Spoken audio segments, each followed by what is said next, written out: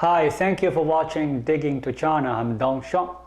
China's Huawei tumbled 4 spots to become the 6th best-selling cell phone vendor in the world last quarter after US sanctions crippled the company's sales, industry analysts said. Huawei shipped 32 million smartphones worldwide, marking the first time in 6 years it fell outside the top 5 smartphone vendors, Canalys research showed. Amid Huawei's decline, Apple became the world's #1 smartphone seller, rising from the #2 spot. In the fourth quarter, Apple shipped its most iPhones worldwide in a single quarter at 81.8 million, Canalys found. Year over year, Apple's worldwide smartphone shipments were up 5% with 207.1 million shipments. Second in amount to only Samsung, whose full-year shipments decreased 14% to 255 million smartphones. Huawei was ranked 3rd in global shipments for the full year of 2020, even though its global shipments were down 22% to 188 million smartphones. The impact of United States government sanctions on Huawei is continuing to hurt the company and dampen overall smartphone shipments in China, where it is the largest smartphone vendor. But Huawei's decline also opens new opportunities for its main rivals, including Apple. Apple's performance in China during the fourth quarter of 2020 was its best in years, thanks to the iPhone 11 and the 12. Its full-year shipments returned to its 2018 levels, and it reached its highest quarterly shipments in China since the end of 2015, when the iPhone 6s was launched. Overall, smartphone shipments in China fell 11% to about 330 million units in 2020, with market recovery hindered by Huawei's inability to ship new units.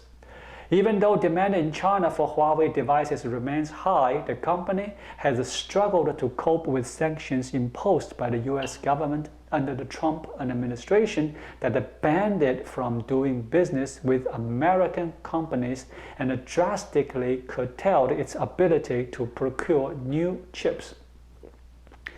In May 2020, Huawei rotating chairman Guo Ping said, even though the firm can design some semiconductor components like integrated circuits, it is incapable of doing a lot of other things.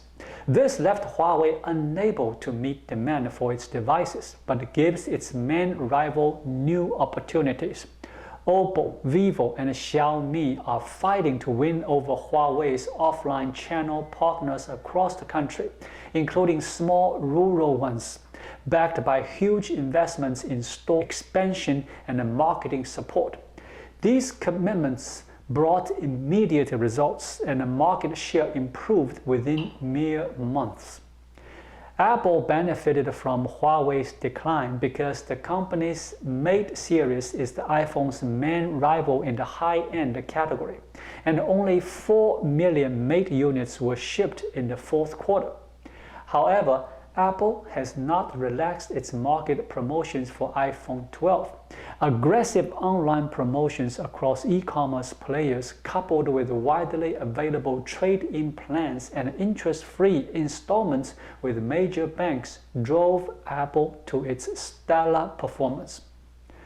During the fourth quarter of 2020, smartphone shipments in mainland China fell 4% year over year to a total of 84 million units.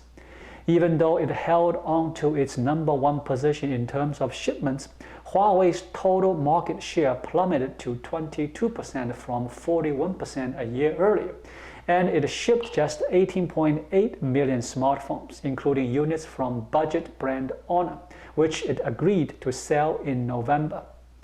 Huawei's main competitors, on the other hand, all increased their shipments at the end of 2020.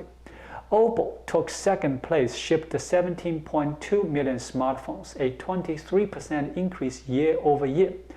Oppo's closest competitor, Vivo, increased its quarterly shipment to 15.7 million units. Apple shipped more than 15.3 million units, putting its market share at 18%, up from 15% a year ago. Xiaomi rounded out the top 5 vendors, shipping 12.2 million units, a 52% year-over-year increase. Huawei Chief Financial Officer Meng Wanzhou's request to loosen the bail terms has been rejected. A Canadian judge ruled on Friday as she fights a U.S. extradition case.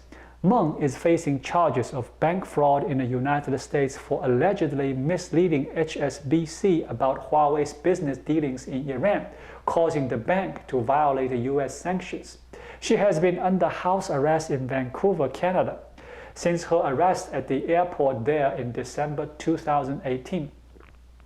Her arrest caused a chill in relations between Beijing and Ottawa, and soon afterwards China detained 2 Canadians who continue to have limited access to legal counsel or diplomatic officials.